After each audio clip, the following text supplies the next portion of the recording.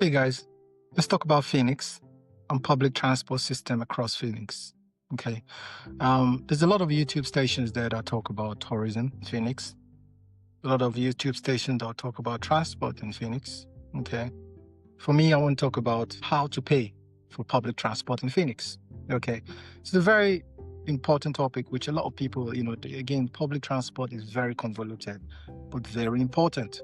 Okay. Especially how you pay. You could save money, you could lose money. You could expose yourself to risk of theft or robbery or not. It's important to make sure you get the right medium of payment for public transport. So let's talk about that. Again, who am I? I'm the CEO of Orukka. Orukka is a smart payment ring that allows you tap to pay. These things have no batteries. Okay. It's connected to, again, we have a lot of banks to connect to, about 250 banks across the US, a lot more across the world. Okay. So this works globally. But the idea is you don't need batteries, you don't need phones, and you don't need anything other than your ring to make payments. Okay, I came up with this idea because one of my good friends got stabbed coming out of a train station in London. And then obviously it was a very traumatic experience for all of us. Okay, not just us, but people around the city as well. So it's something that we all need to be careful about. Again, if someone robs you or steals from you, no matter how small it is, you'll feel vulnerable and it's something to be worried or cautious about. So I want to talk about how to make payment across public transport and then see which is best for you as well. Okay. So the city of Phoenix is huge. Okay. We're talking about 1.67 million people across Arizona. Huge. That's just the city. If you extend to across the suburbs, we're looking at 6 million people. So that's a lot of people. And employment rate is really high. So unemployment rate in Phoenix as of this year is 3.6 million, at least the official stats. Okay. So what does that tell you? That means a lot of people are moving around. Okay. So public transport is important. If everyone got in a car, it'd be impossible to go around the city. Okay. So it's important to see, just give that acknowledgement that public transport does a lot across the city. For a city of over 1 million people, close to 2 million people, it's important to have that good infrastructure in place.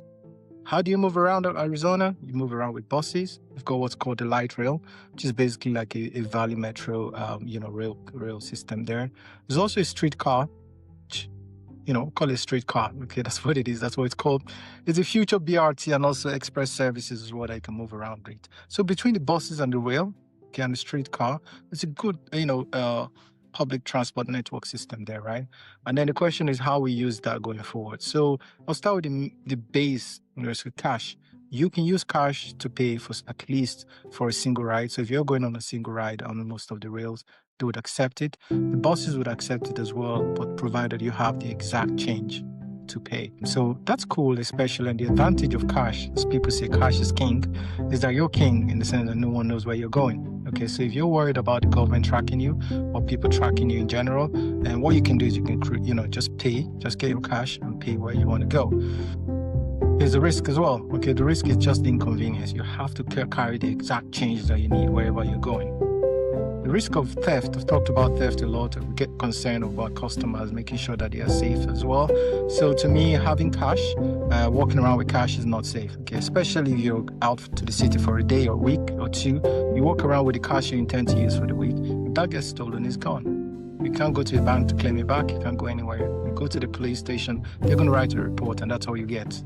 Yeah, they're not going to see the cash with someone tomorrow and then you get it back because there's no claim to cash. Okay, so that's my concern there, which I would not recommend cash as a medium of payment, especially for public transport. While it's good for safety, it's good for security and privacy, it's not good for, on the safety point of view. Needless to say as well, most of public transport you get a lot of discounts, especially if you're over 65, but especially if you're traveling. I think most caps public transport in the US, especially Phoenix as well, will be capped at about $8, $9. So if you spend more than that with your cash, they don't know because they can't track you. That's the other side of not being tracked, right? So you want to see that when you use your cash, it's safe, it's not as safe, and be careful when you use cash. The next step from there, okay, so I would recommend just if you don't want to use card, then go on to what's called the card system called Copper Card. Now, Copper Card again is really good because one, it's a mobile fare, so you can actually get the app as well if you wanted to. And what it does then, it has a QR code and allows you to pay. Okay. There's also, I think there's a cap on these things as well. So I think up to dollars per month, which is one of the lowest I've seen across the US.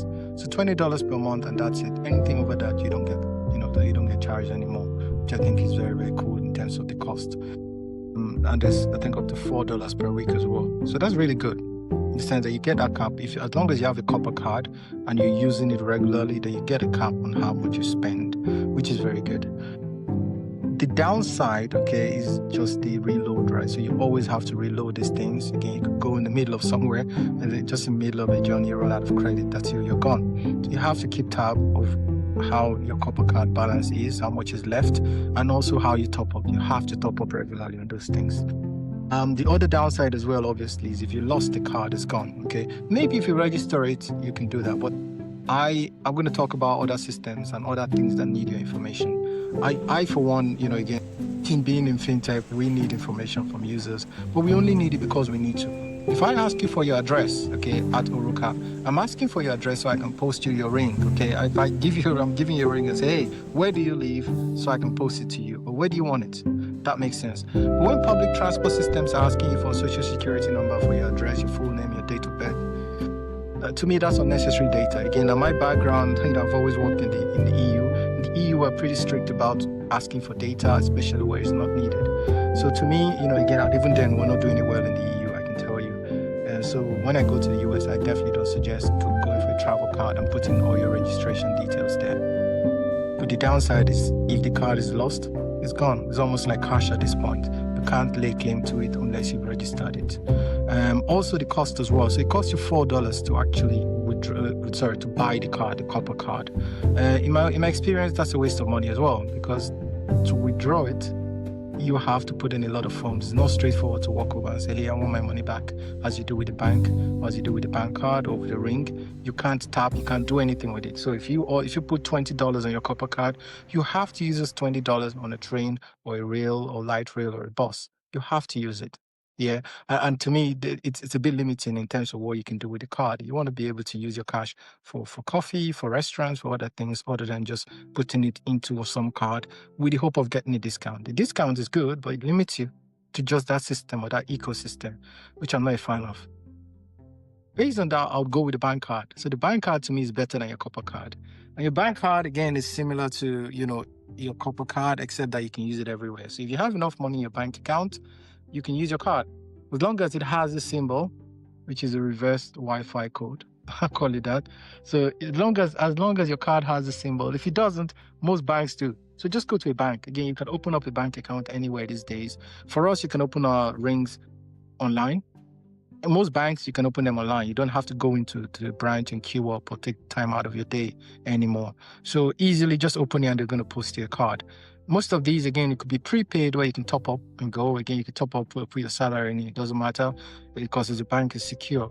So to me, I would prefer this because one, you don't have to limit it. Number two, if you're going into the city for a day or 2 or 3 days, you don't have to just put everything on transport. You can have a budget where, okay, you put 20% of it on your transport, 80% on, on your coffee, food, lunch, other things. Okay, so you can use your card for other things. So I would recommend over the copper card, unless you have a specific discount that you use, I'd say you just use a bank card. These days, they're all wireless, Wi-Fi, contactless. So all you do is just tap on the way in, tap on the way out. That's it. The downside with this, obviously there's a downside, is that you have to use the same card. So if you tap this card, you must tap the same card. If you make the mistake of tapping another card by accident, you're gone because you could get charged. So you get charged twice, and it's hard to claim those things back. You can't go ahead and say, I got claimed twice. It takes a lot. There's a lot of paperwork involved in that. So it's for, $2 or $3. So it's almost not worth it for people. Or if it is, it takes you so much effort that you've lost money just to get that money back. Either your time or your opportunity cost or anything associated with that. So I would recommend, that you be careful with this. If you're using a card, that's cool, but be careful with it. Make sure you're using the same card. I make that mistake. I go in and I tap with one card, and on the way out, I tap with another card, and I get charged twice. So as long as you use the same card throughout, there is a cap or limit on it as well, especially around Phoenix, and that just saves you cost there. So That's one. Be careful with that. The other point I would say as well is also your, what do you call it, the safety, right? So apart from the card clash where you use a card, going out with so many cards. So I've got 12 cards in this. Some people have a smaller, leaner card, but it's still a magnet which can fall off your phone or fall off anywhere you are. So to me, it's risky to walk around with so much data, especially your driving license, all the information on it as well. In the EU, we have most international countries have a card. So again, you end up putting so much into your wallet. If I put this in my pocket, it shows so much and that people can see, right? And then when you're a target for thieves at that point. So be careful. Or secondly as well, you can have what's called scheming. So as people go in and scheme or go with a card, and what they do is they go near your wallet and tap to get $10, $20 at a time. So that's very risky, which a lot of people have been. You go on YouTube, you see a lot of people just being victims of those. And it's tricky because they take really small amounts, so you don't even realize. You think it's a tip, but in truth, what they've done is they've come with a card, come near your wallet in a crowded train, a rail or bus, and they just keep tapping around people's pockets. And they know where your wallet is most likely going to be. So to me, that's a concern where I would not suggest going out with a huge, bulky wallet, as I do, or any wallet at all, unless you absolutely need to. If you don't, just get a digital wallet on your phone. So I've got my phone here, which has, I think, about 4 cards on it. If it has one card, it's easier because you can just tap with your phone and go into your train, tap on the way out for your light rail, for your bus, for express services, anything, just tap with your phone. Phones are allowed as well on public transport, especially contactless digital wallet. Your digital wallet is basically a card representation of your card. If you go onto Apple Pay or Google Pay, you can add a wallet or add a virtual card. And that virtual card is basically your physical card. People ask me this a lot. The physical card is different from your digital card. If you tap with this card, there you go. If you tap with this card and you tap with the digital version of this card, it's two different things. I don't want to go into the technical details, but this card here is tokenized in the sense that it's very different. The ID that goes to MasterCard or Visa on your card on your phone is different from the card on this. It's very different, okay? And if you go on and tap with your watch, your Apple Watch, it's different as well. Because effectively what happens is MasterCard and Visa represent the digital form of your card with a token. That's why it's harder to break into or steal, because if you break into MasterCard, all you see is just numbers. Okay, and then those numbers is what they push into your bank, and then your bank validates, removes money or takes money or deducts from your account as they need to. Okay, so that's a quick technical information to know there as well. So please, if you tap with this, stay with this. If you tap with your wallet, stay with that. But to me, this is very risky. Go with your phone. The downside or the only issue I have with the phones is basically the battery. We all know this, right? So I'm watching this now. This is on my phone, and I can tell you I'm looking here. It's 15% left. I've been using the phone all day. I was on YouTube. I did not charge my phone overnight. A lot of us make that mistake, especially if you're on a journey of into the city for a day or two. If you're using the sat nav, using a lot of info on your phone, your battery goes down. So what you don't want to do is rely on that for your transport back. Because if you tap with this, you must tap with this on the way out. Okay, otherwise you're going to limit breaches or discounts. You don't get opportunity with the discounts. So in my opinion, I wouldn't say you use your phone or rely on your phone 100% because you would run out of battery. The same thing with your watch as well. Number one, your watch has a battery as well. So those run out, if you know what I mean, like if you have an Apple Watch and you go for a run during lunchtime, that's you gone. Because by lunchtime, by evening, you're looking at about 20-30% on your battery, unless you have a charger in your office. If so, lucky you. But I don't think you should be doing that. Yeah, because you could forget or go into a meeting and that's you done for the day. Instead, I would recommend, and clearly, in case you haven't noticed, I'll recommend our rings. I said this at the start, our rings don't have any battery. So that means you can use this all day. You can tap just like you tap your phone or your wallet or anything.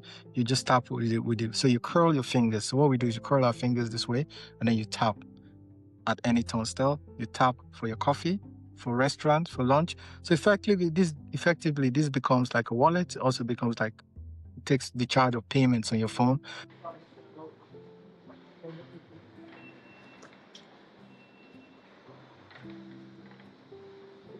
So that you can have your phone calls, your text, or anything on your phone. But when you get out, put the phone in your pocket, put it away. It's risky. This thing has about 140,000 pictures in it, plus your private information, plus social security number, plus everything. So you shouldn't be walking around with this on the road. In my opinion, and what I advise my customers, When you come out of where you're going, you finish the phone call, or you reply to that important email, put the phone away. If you got a headset, listen to your music. And then to pay for things, they're on your fingertips. Tap to pay. Across all transport, bus, light rail, everywhere, you can use this to pay.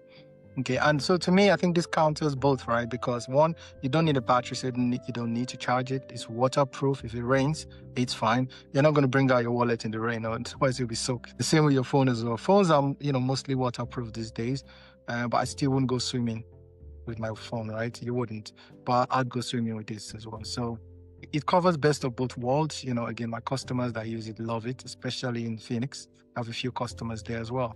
If you have any questions, let me know. We can order this at orukka.com, www.orukka.com. I'll put a link in the description. Okay. So guys, keep safe, be safe, enjoy your city, enjoy public transport around Phoenix, Arizona. And more importantly, as I've said, just go through the priorities. We're not trying to force you to use a ring. You don't have to use a ring. If you're going to use cash, then know that you're using cash and know the risk associated with that. To avoid the risk of cash, I'll tell you go up and use a copper card. But then again, you're limited by copper card. You know what you can do with it, what you can't do, and the pain associated with registering and withdrawing your money from there. To avoid that, you go with your bank card. But then again, you know the risk associated with walking around with your wallet. Be safe there. And if you need to avoid that, just go with a digital wallet on your phone. Then again, if you're like me that uses your phone and the battery is going to run out, which it always does, then don't rely on your phone for payments. Join us on Orukka.com. Take care and see you in the next one. Bye.